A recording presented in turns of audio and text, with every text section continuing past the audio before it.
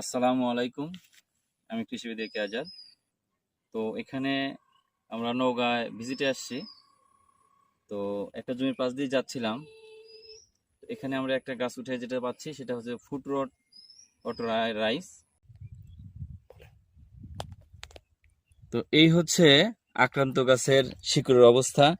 গাছের শিকড় থাকবে একদম সাদা, কিন্তু সেই ক্ষেত্রে এই শিকড়গুলো নষ্ট হয়ে দেখা যাচ্ছে, একটু বেশি দেখা যাচ্ছে। তো সেই ক্ষেত্রে এই রোগটার যেটা মেইন চিকিৎসা সেটা হচ্ছে প্রথমে যদি জমিতে আক্রান্ত জমিতে পানি থাকে সেটা বের করে দিতে হবে, এবং তারপরে পানিটা বের করে দেওয়ার পরে উক্ত জমিতে গ্রিন টপ, সার্ফ অ্যাগ্রো ইন্ডাস্ট্রিজের গ্রিন টপ অথবা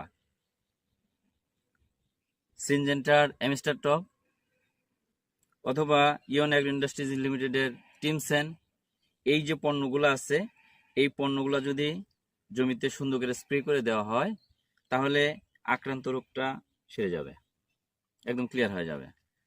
তবে কৃষক ভাইদের মনে রাখতে হবে যে এই রোগের ক্ষেত্রে অবশ্যই জমা থাকা পানিটাকে বের করে দিতে হবে। জমে থাকা পানিটা বের করে দিয়ে তারপরে এটা ব্যবহার করতে হবে, তাহলে আলহামদুলিল্লাহ খুব ভালো রেজাল্ট পাবে কৃষক ভাইয়েরা।